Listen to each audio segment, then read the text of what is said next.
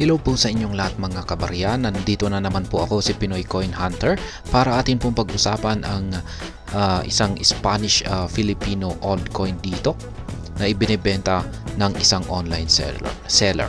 Yan, ito po ay isang 20 centimos na Isabela Isabela 2 yan, or second na Spanish Philippine altcoin. Kaya ayan, ito po yung kanyang larawan dito. Ayan, kitang-kita natin, may taon siyang 1867. At ito naman yung kanyang kabila. Ayan, para mas makilala po natin ito ay i-check po natin yung mga information nito kay Numista. Ito naman po yung kay sample ni Numista. Yun nga lang at ito ay may taong 1868. Pero yung mga ganito 1864 hanggang 1868 na Isabela second, ayan, na 20 centimos ay magkakapareho lamang po yung kanilang mga disenyo. Magkakaiba lamang po sila ng taon. Ayan, 1864 hanggang 1867. Ngayon yung kay online seller dito ay may taong 1867. Ngayon ay ito po yung kanyang obverse. Ayan, nakikita po natin dito ay ang laureate head, yan, or all ulo ni Isabela na second Isabela, yan, or Isabela 2 or Isabela the second, yan po siguro yan, kung saan ay nakaharap po siya dito sa ating bandang kanan. Yan, yung mga lettering naman po niya ay nakasulat po rito ay Isabel, ayan, tapos may 2A siya rito, tapos Porla G, ayan, dito naman ay Didios Y, yan, Y, tapos La Cons, tapos yung kanyang taon na 1867. Dito naman po kay online seller ay ayan, Isabela 2A, Porla G, tapos D Dios E La Cons, tapos 1867. Yan po yung kanyang overside. Ngayon ay dito naman po sa kanyang reverse side ay nakikita naman po natin dito ang coat of arms of Spain. Yan naman po yung kanyang disenyo rito. Yan, dito naman kay online seller ay ayan po yung coat of arms of Spain. Ayan. Yung mga nakasulat naman po na detalye nito ay Reina de las Espinas. Yan. Reina, ayan, ito po. Tapos de las Españas. Ayan, may mga 20 CS, tapos D, tapos parang may PO yata ito, over P degree. Kaya yan po yung mga nakasulat dito. At ito yan na rin po yung kay online seller dito. Ayan, 20 D CS, tapos D, tapos PO, parang PO. Siya. Ngayon ay ganito naman po yung kanyang gilid, reeded po siya. Ayan, karamihan po sa mga lumang barya ay ganito, reeded. Ngayon ay minted po siya sa Manila. Ayan, Manila, Philippines.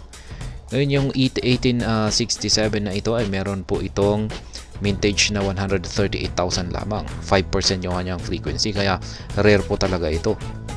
Mahirap po makahanap nito, tapos lumang-luma na. Yan, yung 1866 ay nasa 230,000 base dito sa presyo ni Numista. 230,000 yung presyo ng 1866. Tapos mapapansin po natin na halos yung kanilang mintage ay halos magkalapit sa mintage or bilang naman ng 1867. Kaya yan, ang mahal. Check na natin kung may na-auction. Ayan, meron pong mga na-auction dito.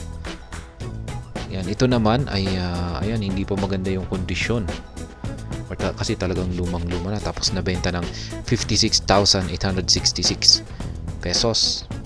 Yan, yung grade niya raw ay uncirculated.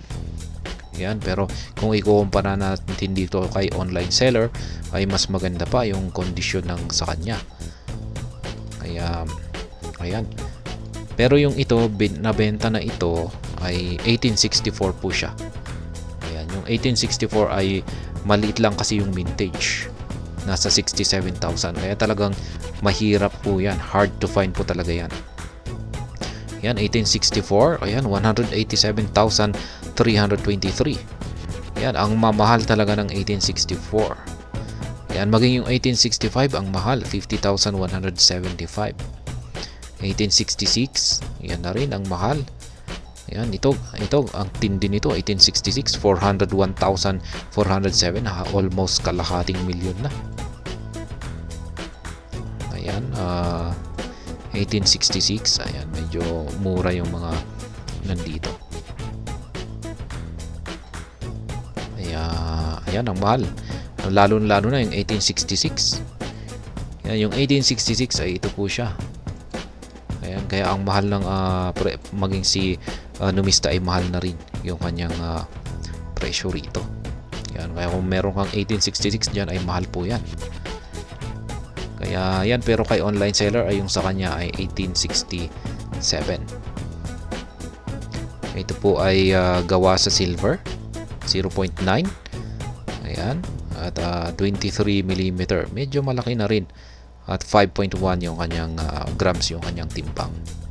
Kaya yan po ulit kanyang overside 1867 na Isabela II na 20 centimos coin. Lumang-luma po ito. Isang Spanish Philippine old coin po siya.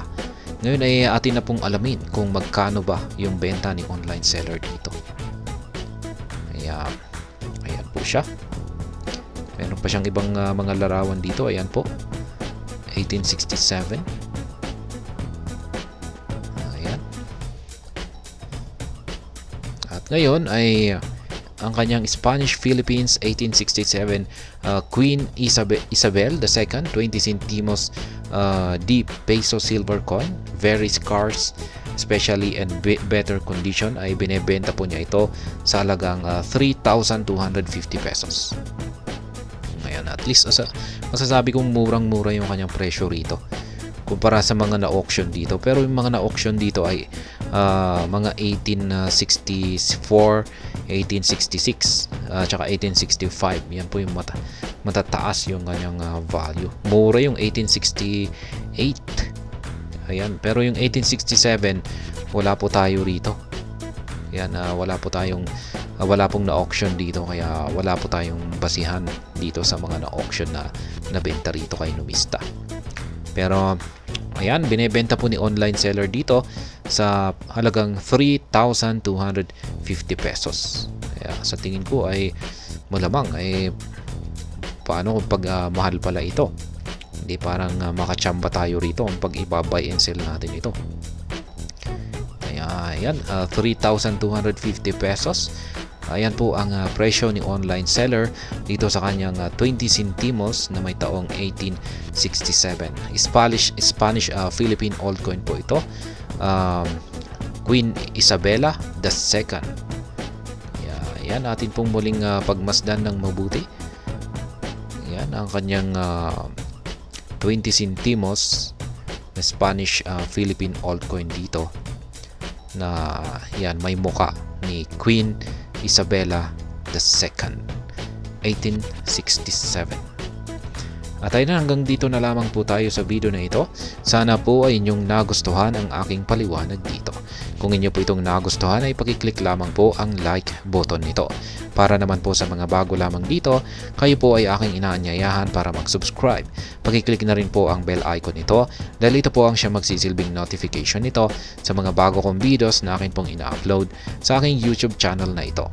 Marami pong salamat sa panonood. Ingat po tayo lagi at God bless po sa ating lahat.